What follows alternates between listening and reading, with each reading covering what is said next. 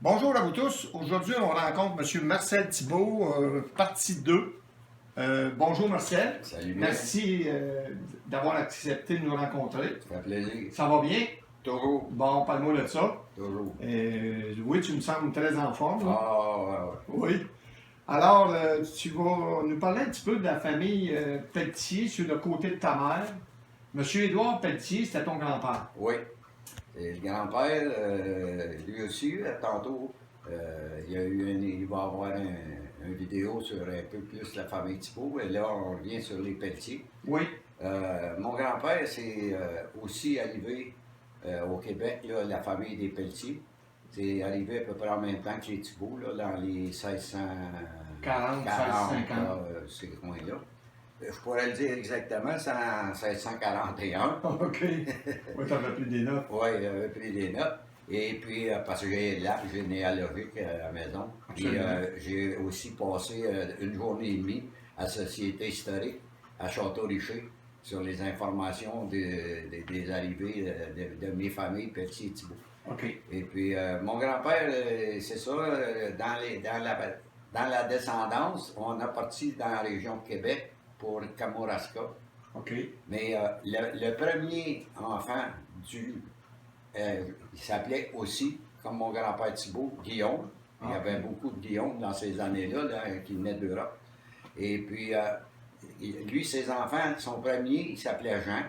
Et puis, à partir de là, Jean et deux de ses frères, c'est de là, j'aimerais le spécifier pour les gens là, de la région ou whatever.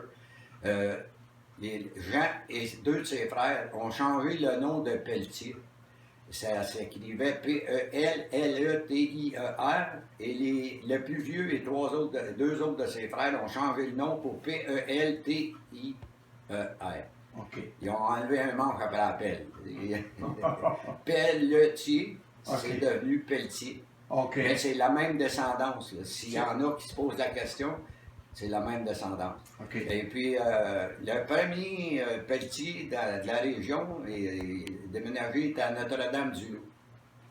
Il est décédé très jeune. Mon grand-père avait un frère qui est décédé. Son frère est décédé à l'âge de 17-18 ans. Et sa mère s'est remariée avec Larocque.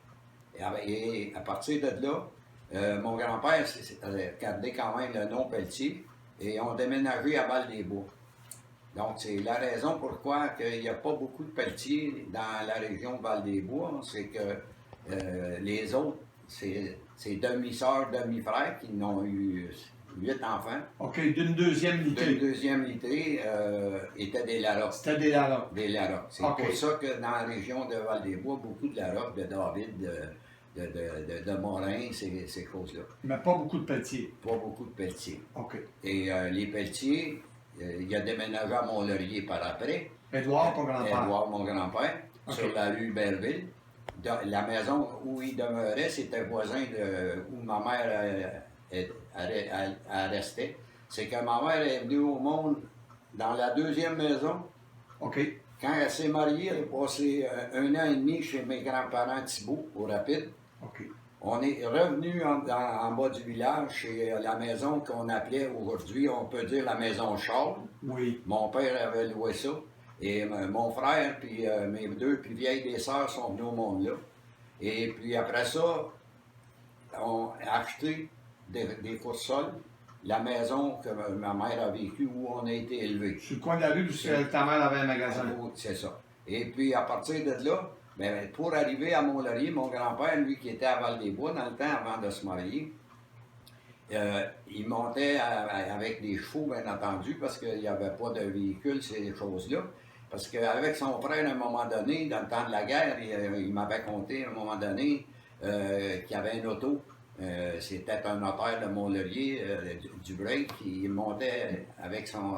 Dans le temps, c'était les Ford 4 qu'on appelle. Monsieur Dubreuil, il avait un Ford 4. Bon, et puis quand les autres ils étaient dans le champ, dans le bout de Notre-Dame-du-Loup, au Val-des-Bois, quand ils ont vu ça, ils ont parti à la course, ils ont été se cacher dans le bois parce que c'était le temps de la guerre 39-45, puis eux autres, dans leur tête, là, la guerre était rendue au Québec. Fait qu'ils ont été se cacher dans le bois, puis quand ils nous contaient ça, c'est sûr qu'on avait un grand sourire.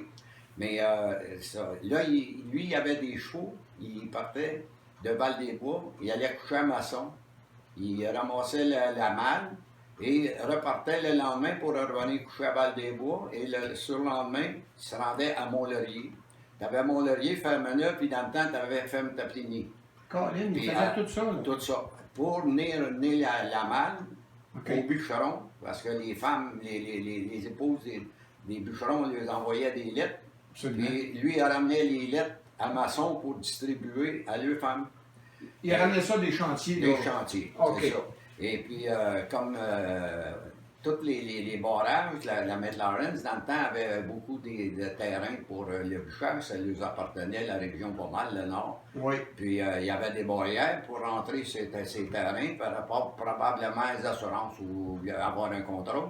Un peu comme il y a eu dans le parc La Vérandrie un temps, là, des barrières nord et sud. Oui. Et puis, tous les responsables des barrières étaient tous les frères de ma grand-mère, des Morins. Ah, des À morts. Rivière-du-Sault, c'était Tador. À Ferme-Tapigny, c'était Henri, qui demeurait à Fermeneuve, en face aujourd'hui où il y a le salon mortuaire. Il y avait une petite maison blanche à droite. Sa femme, on l'appelait Billy, ma tante Billy. OK. Elle avait un chat, même, elle avait un chat qui pesait au-dessus de 40 livres, il avait passé dans le temps dans le journal La Patrie. C'était considéré comme un des plus gros chats au monde à ce moment-là. OK. Et puis c'est ça, là, le pédigré un peu de l'arrivée de mon grand-père à Mont-Laurier, c'est qu'il n'y avait plus d'ouvrage ici, il travaillait pour M. Bité pour les pauvres. OK. Après ça, il y a eu la Plywood. Valérie Canada. Valérie Canada, là, et c'est lui qui rentrait les bio, toujours avec des chevaux, des photos là, qu'on est posées avec. Il rentrait ça avec ses chevaux dans les gros chars. Non. À Plywood, les pôles de BT mettaient ça dans les chars, comme OK. j'ai mentionné un peu avec OK. la première fois. Mais il y a aussi les bio qui étaient. Ils emmenaient ça, ils les mettaient dans un bassin avec de l'acide. Pour enlever l'écorce, c'était plus facile. Oui, il faisait du Parce que vénin. c'est ça, c'est pour ça à des rouleuses. Oui. Puis dans le temps, il y avait du venin, là. Il envoyait ça Aux États-Unis. pratiquement à 90-100% aux États-Unis. Et puis c'est comme ça qu'il est arrivé à Mont-Laurier. Et puis ma mère, elle est venue au monde dans le voisin d'où elle est décédée. OK. Hey, Fait c'est la que, même rue. C'est la même rue. Fait que la rue au coin de la Madone et Iberville, Oui. les deux premiers terrains, ma mère, elle a vécu 92 ans de sa vie au coin de Iberville et la Madone.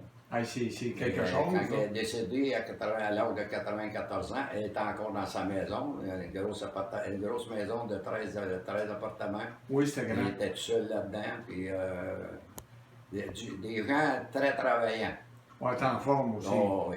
Elle a travaillé beaucoup dans la région de Mont-Laurier, comme exemple avec 4 autres dames. Là, ils ont parti le magasin pour. En avant magasin, ta mère. Oui, ma mère avait un magasin général. En avant de la maison, là. Oui, c'est ça. Ben, Moi, je- un côté de la maison, c'était le magasin général. OK. Et puis de l'autre côté, c'était un restaurant. Parce qu'en bas de la maison, il y avait juste une petite cuisine. Puis c'est sûr que dans ces années-là, pratiquement tout le monde avait une bonne pour travailler à la maison. Oui. D'ailleurs, le salaire était 1$ par jour, le nourri. C'était pas comme aujourd'hui. Ils ne demandaient pas combien que ça coûte avant d'arriver à l'ouvrage, combien que je vais être payé. Et puis, c'est ça. Là, elle a parti à Saint-Vincent-de-Paul. Après ça, quand ils ont bâti l'église du Cœur Immaculé de Marie, elle était souvent en charge de le faire dans le temps. Aujourd'hui, il y a les bingos, mais dans le temps, on appelait ça les tambolas. Les tambours Il oui. y avait des toiles, là, puis on avait comme un manque de ligne, puis on étendait la ligne de l'autre bord, puis ils nous accrochaient un petit sac en papier brun, là, avec Oui. 2-3 nananes dedans, puis un suçon. Et puis ça, c'est tous des moyens de ramasser de l'argent pour payer la construction de l'église du Cœur Immaculé de Marie avec le curé Léonard. Et aussi, elle était dans le cœur de champ, elle était dans le cœur de champ entre amis. Elle a brassé beaucoup de choses. Elle a fait beaucoup. Beaucoup. Et puis, quand on était jeune et qu'on jouait au hockey, elle faisait le tour des épiceries. Puis, elle allait chercher de la viande, mettons, du jambon, du rôti, des choses de même. Puis ça, elle lui disait, c'est qu'après la game de hockey à soir, les joueurs s'en viennent tous chez nous, c'est pour leur faire des sandwichs. Ça fait qu'elle se faisait commanditer la viande, le pain, ces choses-là. Puis à tous les soirs, puis dans le temps, le hockey commençait dans la vieille aréna dans le temps. Oui. Il n'y avait pas de glace artificielle. Fait qu'on commençait, la saison commençait dans le mois de décembre. On jouait maximum 12 parties dans l'hiver. OK. Et souvent, on n'avait même pas le temps de finir de jouer les éliminatoires. Il fallait aller les finir à Maniwaki. Parce que les autres, ils ont eu la glace artificielle avant Mont-Laurier. Avant Mont-Laurier. Avant Mont-Laurier. OK. Fait que, non, une jeunesse pas mal Assez occupé. assez occupée. Et puis, c'est ça. Puis, ma mère était une organisatrice. Probablement que j'ai déteint un peu sur son modèle à elle, parce que mon père, c'était un gars tranquille, assis, bien, pas mal réservé. Musicien, parce qu'on jouait à peu près, tout le monde jouait de la musique dans la famille. Sur les deux côtés. Pas Oui, mal. sur les deux côtés. Mes oncles, mon père jouait 4-5 instruments, mon frère en joue 4-5-6. Moi, la même chose. Ton frère Yvon, là. Yvon, oui. Oui. Oui. Après ça, sur le bord à ma main, les Pelletiers, ben, il y avait mon oncle Jean, mon oncle Léo, l'accordéon, la guitare. Il y avait la famille Deslorges, là. Oui. Léo, Pichot. Léo, là. Pichot. Dans ces années-là, tout le monde se connaissait. Absolument. Mont-Laurier était petit. C'était à peu près 2500-3000 habitants. C'est ça. Et puis quand quelqu'un nous demandait, mettons, un étranger arrivait, où il reste monsieur un tel, on disait, regarde la deuxième rue, là, tourne à gauche, là, puis c'est en haut, où la porte de gauche, on savait tout, partout. Tout le monde se restait, connaissait, tout le monde se connaissait. Puis Absolument. nos voisins, puis d'Éric Deslorges, lui, comme donne exemple, dans le temps des fêtes, les portes étaient ouvertes. Il y a une grande maison, donc les portes étaient ouvertes une semaine avant Noël et jusqu'au roi, on disait dans le temps. Oui. Et puis là, tout le monde, les portes étaient ouvertes pour n'importe qui. Tout le monde arrivait. Là, il arrivait, mettons, vous donner un exemple, Gamelin arrivait avec son violon, un autre arrivait avec sa guitare, l'autre arrivait avec un accordéon, l'autre chantait. Là, ça s'installait dans la maison. Là, ça dansait dans le salon, c'était 2 7 carrés, 3 7 carrés. Dans la cuisine, c'était les joueurs de cartes. Et puis là, les femmes, là, M. Deslorges, on allait donner un coup de main. Il tuait un cochon, des poules, pour faire du manger. Là, ben, à 11 h le soir, si tout le monde arrêtait, tout le monde mangeait. Ah. Puis c'était toujours sur le bras du Pédéric, ça. Ah oui. Ah ouais. Les gens étaient accueillants. C'était la place du bois, dans Mont-Laurier, le bois du village. C'était la place que ça bougeait. Puis sur le pays d'Éric, ça bougeait. Après ça, ben, on a parlé. Excuse-moi, Déric Deslorges, il n'a pas été garde de chasse? Oui, quelque il chose était garde de même, de- oui, monsieur oui. Deslorges à Oui. l'époque? Oui, il était garde-chasse. OK. Et puis garde de pêche aussi, là, Ok. l'été. Et puis s'occupait un peu aussi d'élections. Ah, OK. Dans le temps, là, il y en avait beaucoup. Dans le temps des élections, ça se promenait en auto, avec des haut-parleurs sur le toit. Oui. Et puis là, ça parlait, se promenait avec les Qu'est-ce que les partis étaient pour faire? c'est ça, puis ils se promenaient dans les rues pour solliciter le monde à voter pour. Puis dans le temps, ben, c'était pas conservateur, libéral, puis MPD, puis ci, puis ça. Il y Là, avait moins de partis. c'était les bleus puis les rouges. Oui. Tu votes pour les bleus ou tu votes pour les Ah, rouges? oui. Oui, il y avait beaucoup moins de partis à Ah, l'époque. ben, là. dans ce temps-là, il y en avait plus deux. Hein. Ben Fait oui. que, c'est ça. C'est un peu l'histoire de notre région, là, le fédéral qui avait donné subvention parce que la voie ferrée était supposée d'arrêter à Nominac, puis Thierry Régnier avait été se battre pour que la voie ferrée arrête à Rouge, Ouais. avec toujours Pour la paix de la Vienne. de rappeler que le bois, à cause de la drame, c'était important, puis qu'il y avait l'espace en masse. Oui. Fait qu'il était venu à bout de décider à rendre la voie ferrée à Mont-Laurier. D'ailleurs, elle finissait à peu près à 1000 pieds de chez nous, en haut de la côte, Même. à la côte des Chars. Ben oui, puis elle traversait la rue Iberville Elle pour aller traversait la rue Iberville, au ça- moulin à Eagle Lumber. Ça l'arrêtait, là, À la gueule. le boom, là, où le train frappait, là, Oui. il était sur le terrain, le moulin de l'Aigle. Eagle Lumber. Ouais.